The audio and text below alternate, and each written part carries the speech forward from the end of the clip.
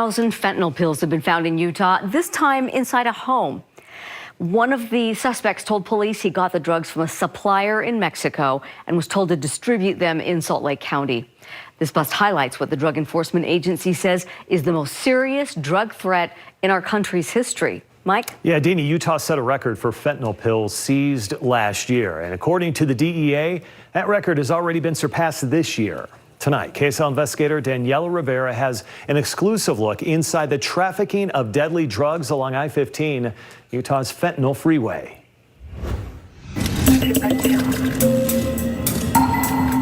It starts with a routine traffic stop. Well, how are you guys this morning? Along Interstate 15 in Utah. The reason I stopped you is your license plate light isn't working on your But the trooper quickly becomes suspicious. Would you be willing to come back to my car with me while you pull that up? Of course. Excellent. Because of what he smells. Smell burnt weed in the car. And then what he hears. Where are you guys headed today? I'm headed up to Utah to visit family. Utah? What part of Utah? This driver's story is full of holes. I'm not too sure, actually, because this is my first time going up. But he gives troopers permission to search the car. All right, we got them.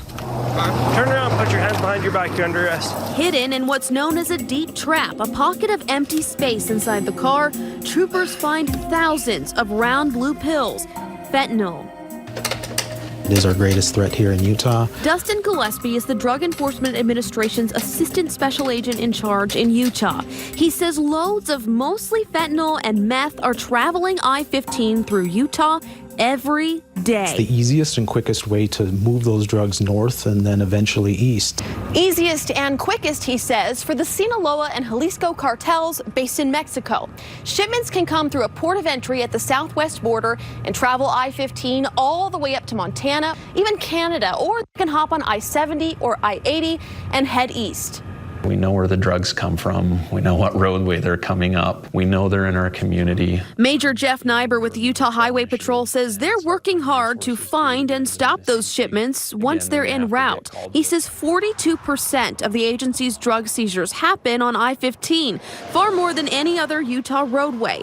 And since October, UHP has seized more than 103,000 fentanyl pills. 5 years ago, those would sell for $25 to $30 each. But today, one fentanyl pill only costs $2 or $3. A sign, investigators say, that there's more fentanyl flowing through Utah than ever before. Speeding, and he rolled his windows down.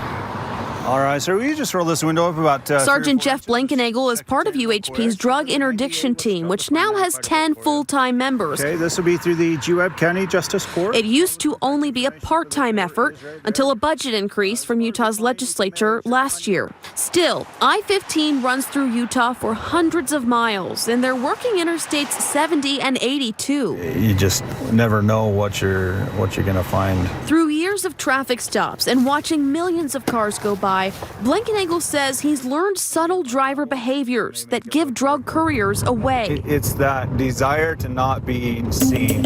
He says loads of deadly drugs can be in any kind of vehicle with any type of driver. They're just kind of a rolling pharmacy. I've had a car that's had methamphetamine, marijuana, heroin, ecstasy, Xanax. Break. During this stop last October, a UHP canine alerts after sniffing around the vehicle, giving troopers probable cause to search. Inside a shoebox, they find heroin and cocaine. Okay, 82. Here's another stop from last year and another alert from a UHP canine. There's your dope load. Oh my gosh. And here is the moment they find the drugs. You gotta be kidding. Packed into a child's booster seat. False car seat. Even for experienced troopers, Never seen that. that is a new one.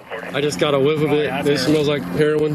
Heroin in that one. One of the drug couriers later admits this isn't the first drop he's done in Utah. I've done a number of, I don't know, 10 times just in the last 6 months. More drug seizures by federal, state, and local agencies working together in Utah suggest a growing supply. But I think we are on the front lines because we're getting typically the loads in transit before they reach their destination, which is a good thing. They don't know how much is still getting through. I would imagine what we're able to get off the road is a small percentage. But they know every load of drugs they do stop is one that doesn't make it into our communities. Each of the people arrested in those stops you saw last year took plea deals and are now sentenced to serve probation. Mike and Deanie. Wow, hidden